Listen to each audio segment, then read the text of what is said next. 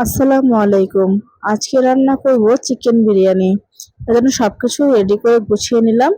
এখন চুলায় একটি ফ্রাই প্যান বসিয়ে দিয়ে গোশত এবং আলুগুলো একটু ভেজে নিচ্ছি। ভাজা হয়ে গেলে আমি চুলায় একটি কড়াই বসিয়ে দিব।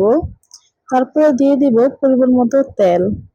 তেলটা যখন গরম হয়ে যাবে তখন দিয়ে দিব কুচি করে কেটে রাখা পেঁয়াজগুলো। এখন পেঁয়াজগুলো একটু ভেজে নেব।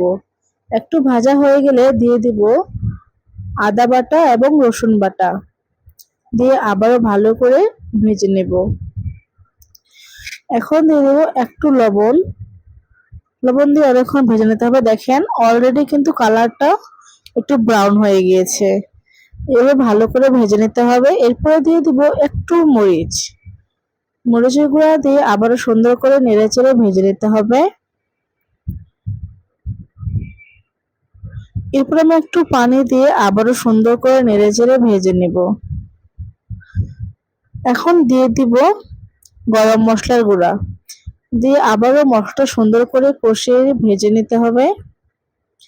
ভাজা হয়ে গেলে দিয়ে দিব আগে থেকেই ভেজে রাখা চিকেনগুলো। আবারও মশলার সাথে ভালো করে চিকেনগুলো ভেজে নিচ্ছি। এখানে আমি কোনো পানি অ্যাড করব না, কারণ ভাজতে ভাজতে কিন্তু অলরেডি গোস্তগুলো সিদ্ধ হয়ে গিয়েছে। এখন আমি চুলায় একটি পাতিল বসিয়ে দিয়ে দিলাম পরিমাণ মতো তেল। এরপরে দিয়ে দিচ্ছি পেঁয়াজ কুচি এবং পরিমাণ মতো লবণ, দিয়ে সুন্দর করে ভেজে নিতে হবে একদম ব্রাউন করে। এখানে আমি রান্নার ফুল প্রসেসটা আপনাদেরকে দেখিয়ে দিলাম। ও এরই মধ্যে দিয়ে দিলাম আদা বাটা রসুন বাটা এবং আগে থেকে ধুয়ে রাখা চালগুলো, দিয়ে সুন্দর করে ভেজে নেব। এখানে আমি চিকেন বিরিয়ানির ফুল প্রসেস দেখাচ্ছি, এতে আপনারা খুব সহজেই কিন্তু চিকেন বিরিয়ানি রান্না করতে পারবেন। দিয়ে অনেকক্ষণ চালগুলো ভেজে নিচ্ছি। এরপরে দিয়ে দিচ্ছি কয়েকটা কাঁচামরিচ এবং বিরিয়ানির মশলা, দিয়ে আবারও সুন্দর করে নেড়েচেড়ে ভেজে নেব এবং মশলাগুলোর সাথে চালগুলো সুন্দর করে ভেজে নিতে হবে।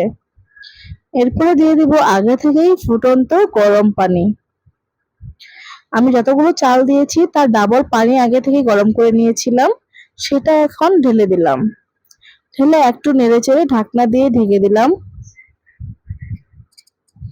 এরপর যখন পানিটাতে বলক উঠবে তখন আমি দিয়ে দিব মাংসগুলো। আসলে মাংসগুলো পরে দিলে চালের সাথে ভালো করে মিক্স হতে চায় না, তাই আমি একটু আগে ভাগেই দিয়ে দিলাম। এরপর একটু নেড়েচেড়ে আবারও ঢাকনা দিয়ে ঢেকে দিলাম। অবশ্যই ফাইনালি ভিডিওটা করতে মনেই ছিল না, তো হাস্যকর ব্যাপার, খাওয়া দাওয়ার পরে মনে হয়েছে যে না ভিডিও করতে হবে। দেখেন আমার কি অলরেডি খাওয়া দাওয়া শেষ হয়ে গিয়েছে, কিন্তু অনেক মজা হয়েছিল এবং ঝরঝরা হয়েছিল। দেখেন আমি তো প্লেটে তুলেছি, কত ঝরঝরা লাগতেছে। মাশাআল্লাহ, আলহামদুলিল্লাহ। এই পর্যন্ত সবাই ভালো থাকবেন। আল্লাহ হাফেজ।